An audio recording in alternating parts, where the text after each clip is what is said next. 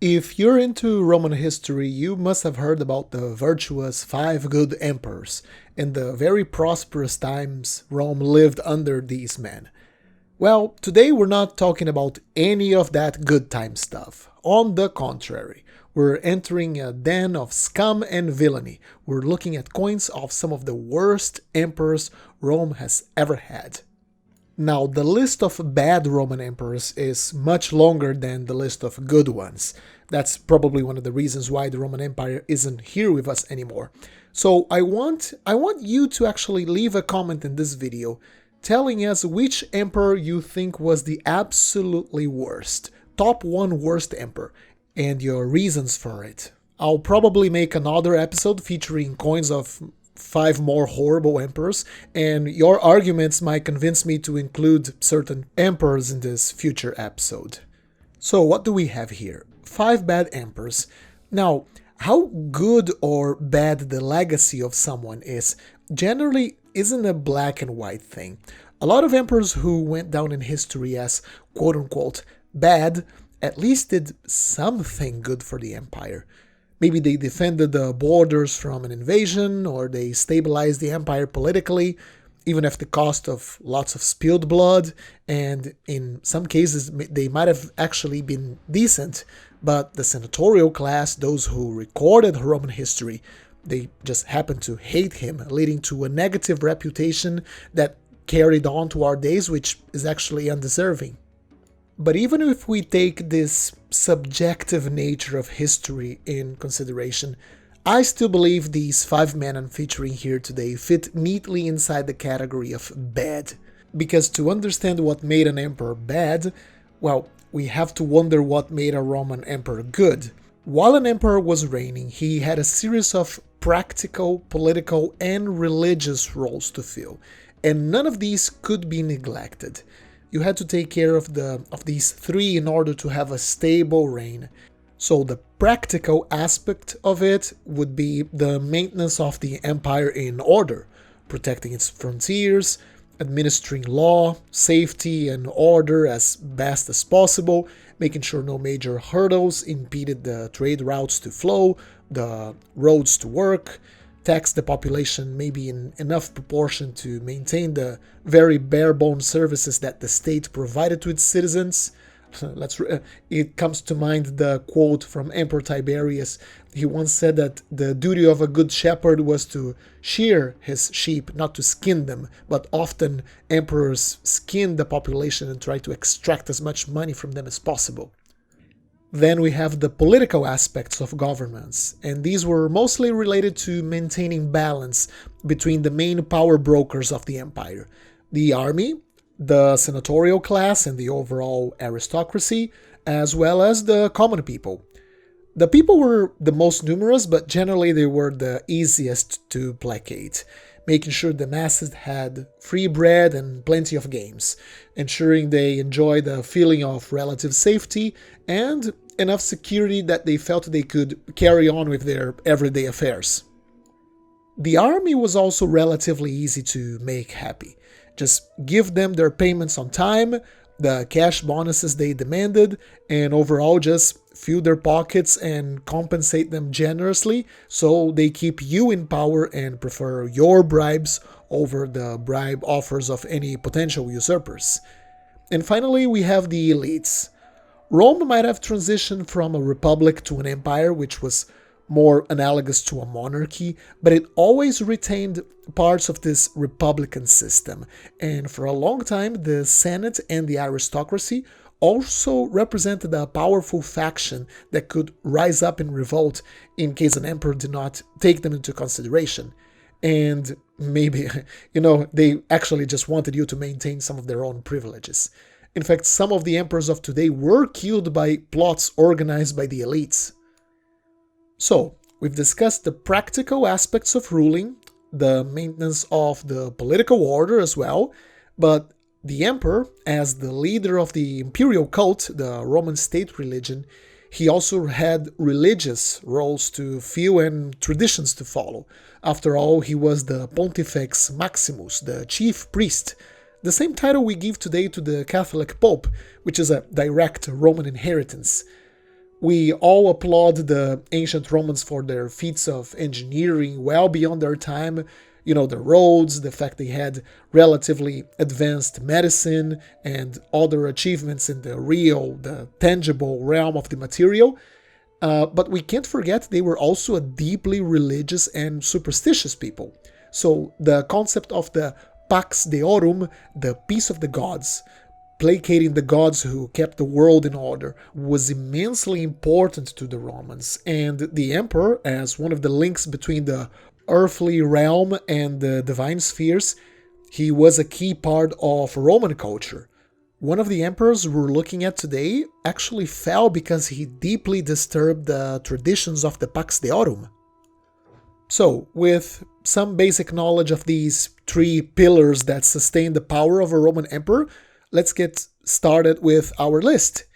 And we start really strong with one of Rome's most famous emperors, Caligula. Caligula was just 24 years old when he rose to power in the year 37 AD, and initially his reign looked like it was going to be good. He ended the worst excesses of Tiberius' treason trials, he recalled exiles, he won the admiration of the crowds with grandiose sets of games and a series of liberalitas, distribution of money from the public coffers to the citizens of Rome. He followed to the letter what emperors did in the very beginning of their reigns. However, in the end of that same first year, something happened. He was struck by some sort of illness. Ancient writers call it a brain fever. Encephalitis is considered the most likely disease. It almost took his life, and after recovering, something in him changed drastically. He seemed to have lost all kinds of moderation, like if he was possessed. In the next few years, he ordered all sorts of insanities. He demanded a bridge made out of countless ships to be built across the Bay of Baiae so he could ride his horse over it. He demanded his subjects to treat him like a god. He went back on his amnesties, reviving the treason trials and the executions he postponed or cancelled. He bankrupted the treasury with extravagant projects, ordered his soldiers to wage war on Neptune, collecting seashells as spoils of war. He apparently has slept with his sisters. The list is long. He just went completely insane. But what I love about this denarius of him that we have here is that it's absolutely innocent looking. Just like his early reign, this coin does not point to Caligula becoming the monster he eventually became. This coin doesn't show anything out of the ordinary. We have this lovely little portrait of the young Gaius. Gaius was his given name, wearing the laurel crown of the emperors with his regnal name, Gaius Caesar Augustus, Germanicus Pontifex Maximus Tribunicia Potestate. Very normal. Heading to the reverse, we see this is a special issue, a dynastic denarius, which featured portraits of other members of the imperial family. In this case, we have his mother, Agrippina the Elder. Agrippina had as much imperial blood as one could have at a time. She was the daughter of Julia the Elder, daughter of no one other than the Emperor Augustus, and Agrippa, the right hand of Augustus, and in practical terms, almost his co-emperor. Agrippina was fiercely loyal to Caligula, always trying to promote his image. She was in fact so fierce in that endeavor that this led to her clash against the previous emperor Tiberius, leading to her exile and eventual death in 33 AD. Once emperor, Caligula publicly rehabilitated her image. He restored her memory, and one of the ways he did it was by showing her on coins, like we see here. This, of course, also served Caligula's public image. This could show him as this dutiful son restoring his family's honor. The legends around her portrait proclaim her status as the mother of the emperor. It reads, Agrippina, her given name, Mater Caius Caesar Augustus Germanicus, mother of the Emperor Gaius. What a lovely coin, completely disconnected from Caligula's insanities. And this week's episode is proudly sponsored by Alhambra Precious Metals. Ran by two very passionate ancient coin collectors and with years of experience in the numismatic and bullion markets, this business offers a finely curated selection of ancient coins. It's really nice to see the American coin market beginning to see businesses with a high level of expertise in ancient coins. Offering a wide selection of Roman, Greek, Byzantine, among other types of ancients, every coin they sell is guaranteed authentic for life.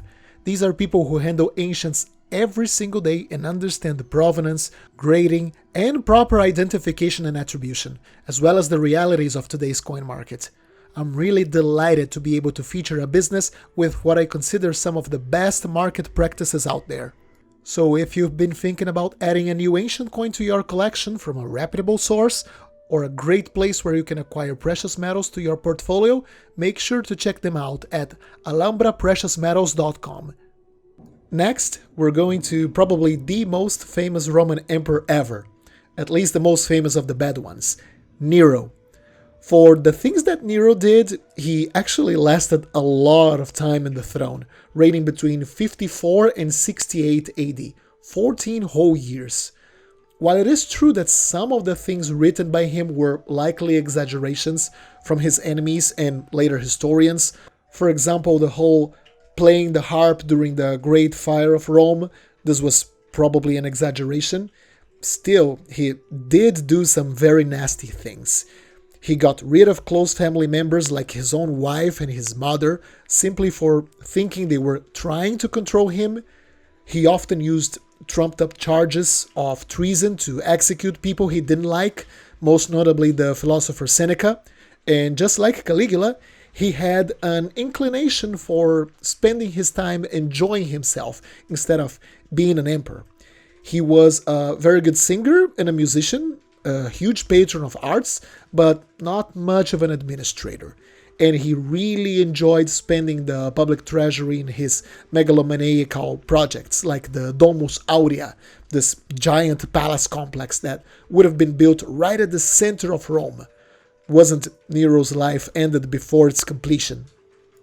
Nero is also famous amongst numismatists for reducing for the first time in over a century the weight and fineness of the precious metal coinage. Nero reduced the intrinsic value of Rome's coinage by cutting the weight of the aureus from an official 8.1 grams to 7.3 and reducing the denarius from 3.9 to 3.4.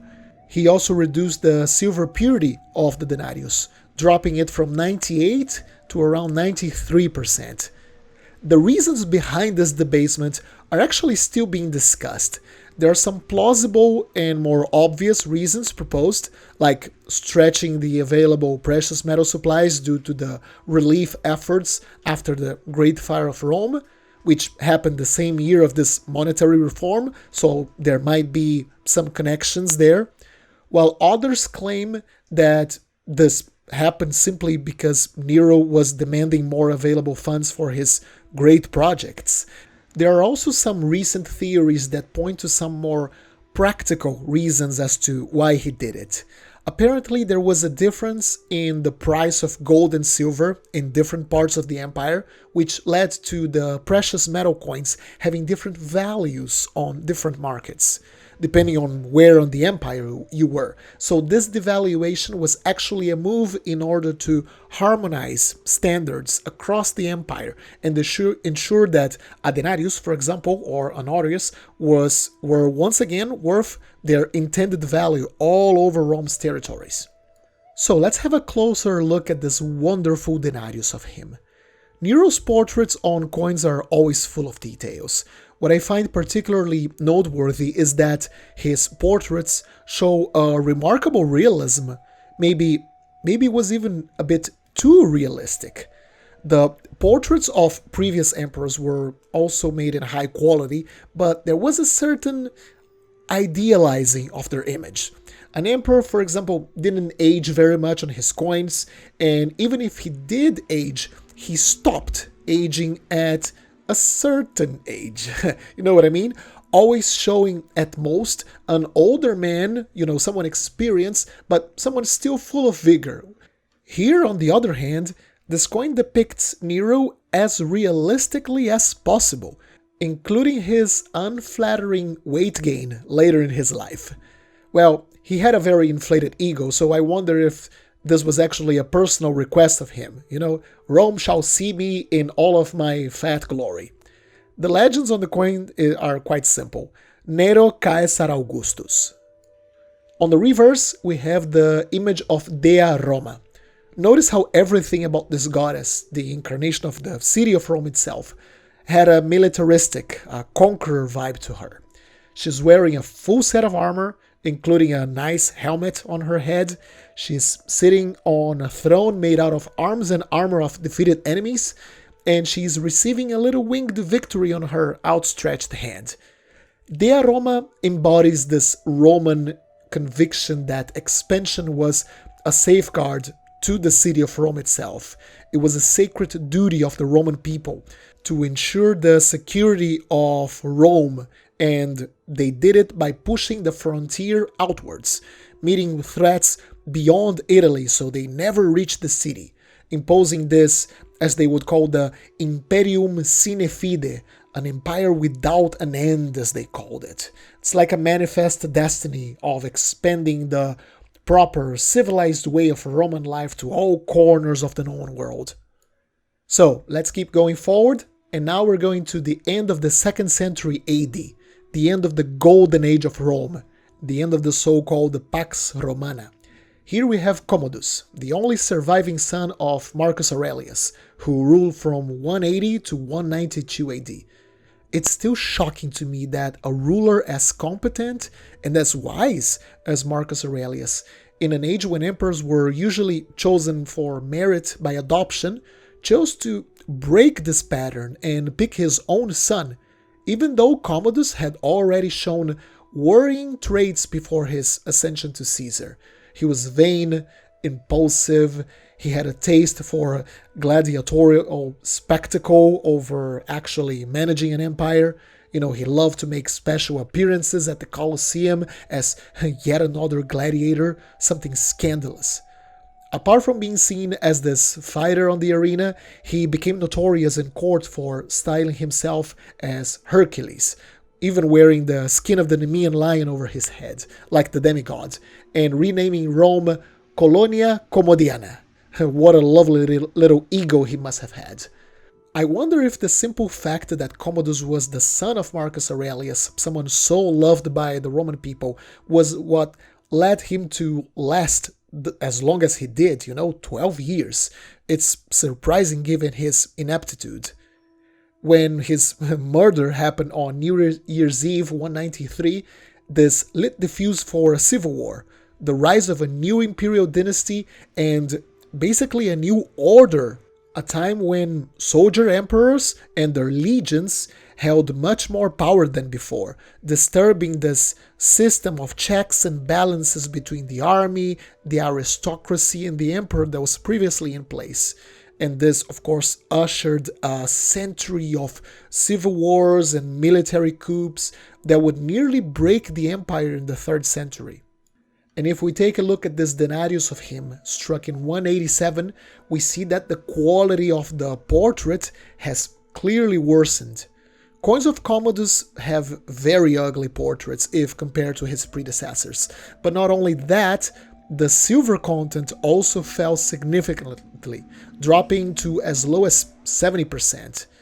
The coin still looks like silver, but it's like you can see there were problems in the Roman economy just by looking at the coins of his reign and comparing it with coins of previous decades.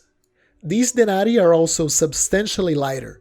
Most of his coins are under 3 grams in weight, but they were supposed to weigh around 3.4 grams, so this was a little bit of a fraud thing going on. Part of that devaluation could be explained by the economic downturn caused by the Antonine Plague that swept across the empire. That's true, but his time in power was also famous for shocking levels of corruption, so we can't take Commodus off the hook just because of external factors. He was a bad emperor. In any case, the portrait still allows us to see that he was clearly the biological son of Marcus Aurelius. The curly hair, the bulging eyes, the long beard, all show he inherited a lot of the facial features of Marcus.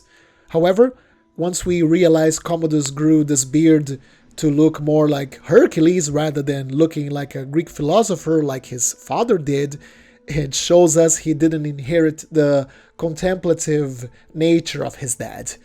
Anyways, apart from the portrait, we have on the legends Marcus Commodus Antoninus, his given name, then Pius Felix Britannicus, dutiful, blessed, conqueror of the Britons. Notice this last title, Britannicus, conqueror of the Britons. Commodus never set foot in Britain. There was a war in the far north in 184, so during his reign, but it was won by his generals stationed there without needing his direct intervention. So here in this coin, he's just claiming the honors for himself. How nice of you, Commodus. On the reverse, a bit of wishful thinking. We have Felicitas, the goddess of happiness. I guess the only people who thought these were happy times were those who enjoyed seeing Commodus decapitate fancy animals and prisoners in the Colosseum. Otherwise, there wasn't much to celebrate. The goddess is holding a scepter and a patera, making liquid offerings to the gods and the well-being of the Roman people. And the legends continue on mentioning all of Commodus' official titles. Apart from Felicitas Publica, the description of the goddess, it then continues Pontifex Maximus, chief priest, Tribunicia Potestas for the 12th year, Imperator for the 6th year, Imperator meant something like commander of the troops, Consul for the 5th year, and finally Pater Patriae, father of the nation. Alright, let's keep going forward in time and let's head to the next dynasty, the Severans. This dynasty produced one of the most, how may I put it, colorful, unique emperors. His name was Varius Avitus Bassianus. In this denarius of him, we can read his regnal name, Marcus Aurelius Antoninus, but you most likely know him for his nickname, Elagabalus. He had a fairly short reign, between 218 and 222, but oh boy, these were some eventful years. He came from the city of Emesa in the Roman Far East. The eastern provinces were fairly unique in regards to their customs. They might have been part of Rome's empire, but culturally they were this melting pot of the old Greek cultural sphere. They also had a number of different peoples with their own cultures who also lived in the area, and sun worshipping was particularly important in this region, and this was the religion followed by Bassianus. He was the chief priest of a local cult dedicated to the sun god Elagabal. That's before he became emperor. And when he became emperor, he brought that devotion to Rome, installing his sun god's sacred stone in the capital and unilaterally converting Rome's official religion to the cult of Elagabal, basically ignoring all of Rome's religious rites and just imposing his own. He personally presided over the cult of Elagabal and demanded Rome's elites to join him in the ceremonies. There are a few reverse types on his coins that advertise this new cult. This is probably one of the most common ones, which shows him conducting one of these rituals. We can see the emperor standing next to an altar, making some sort of liquid offering, and the legends proclaim his title of chief priest of this cult. Sacerdos Dei Solis Elagabalus, priest of the sun god Elagabalus. And all of that was absolutely scandalous for the Romans. The emperor had to uphold the Pax Deorum, the peace of the gods. He had to represent the Roman people giving adequate reverence to the gods. And imagine that from one day to the other, this guy just comes in, somehow he became emperor, and he simply throws away Rome's millennia-old pantheon just to establish an Eastern cult. As you might be imagining, this must have felt incredibly foreign to Roman eyes. And the gods, oh my god, the gods, they would soon take offense if this did not stop. So apart from that religious stress, Elagabalus was a fairly unique character. He married a Vestal virgin, then divorced her, then later married her again. He also led a very public and very scandalous sex life. He asked doctors if they could conduct gender reassignment surgery on him, making him a woman. Yeah, spicy little guy, elagabalus. All of these very severe breaches of Roman traditions were already something very serious that could put his reign at risk. But it went further than that. Elagabalus alienated the Senate and the city elites by behaving like an Eastern king. The Romans hated the idea of having kings, and he pushed some of his low-born favorites into high offices, which read as yet another insult to the established power brokers at Rome, adding an extra layer of uncertainty to all of that short time period. His downfall was orchestrated by the same person who put him in charge, his grandmother, Julia Maesa. She quietly conspired with the senatorial class and the Praetorian Guard. They judged the young emperor was too unstable, too self-centered, and once he was dead, they just threw his body on the Tiber River and raised his cousin as a replacement. I keep telling you guys, the Severian dynasty really is worthy of an HBO series. Alright, final emperor of our list of 5 bad emperors. We're going to the very end of the 4th century AD with Emperor Honorius. It's not like there were no bad emperors between Elagabalus and Honorius, it's just that Honorius was particularly incompetent, and I just needed to show him.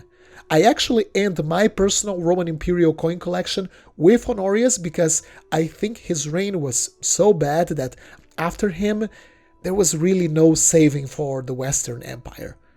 Honorius reigned for a very long time, 30 years, and he's mostly remembered for, well, doing nothing.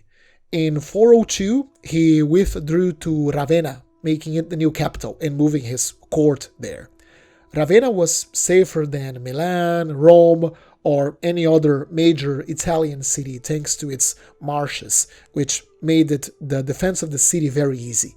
And from there, he lived like a palace prince with very little interest in governing, while the West just fell apart. The Rhine frontier collapsed, usurpers rose everywhere, Rome, the city of Rome, was sacked in 410 by an invading Gothic army, an event he didn't give much attention to, and entire provinces just slipped away from imperial hands. He was just that bad. In practice, court officials and generals ran the empire, and they often chased their own ambitions rather than having any type of larger concern for the empire. Here we have a gold solidus of Honorius, issued at the capital of Ravenna. The portraits on Honorius's coins look strikingly abstract. You don't really get individual features that set him apart from other late Roman emperors. You can only really make out it's Honorius we're looking at here from the legends, which read Dominus Noster, our Lord, Honorius, Pius Felix Augustus. It's a standardized, almost schematic portrait of the emperor, wearing his imperial regalia. I particularly enjoyed the little jeweled fibula holding his cloak in place and the diadem he's wearing. And as we can see, this kind of portrait reads more like an imperial statement rather than a coin that seeks to call your attention to a certain individual, with individualized, unique facial features. I've heard people often dismiss these coins because they take that as a sign of the empire declining, and it's fair to note that the rule of Honorius was marked by having inflation and the minting of lots of coins, so this meant there was less time for engravers to model like subtle details on each die. But here's the thing, I don't buy the idea that this is just bad art. This shift towards this impersonal, more monumental likeness to the emperor began over a century earlier with the Tetrarchy, when the office of emperor was reimagined as this remote, sacred figure rather than a distinguished citizen. Even this late in its decline, Rome could still produce beautiful works of art when it wanted. The abstraction on coin portraits, for me, it looks deliberate. It didn't matter who ruled over you. It mattered that you, who were using the coin on the streets, you accepted that there was always a ruler over you, and he was your dominus, your lord. And as we go to the reverse, we have some good old late Roman propaganda that is completely out of touch with reality.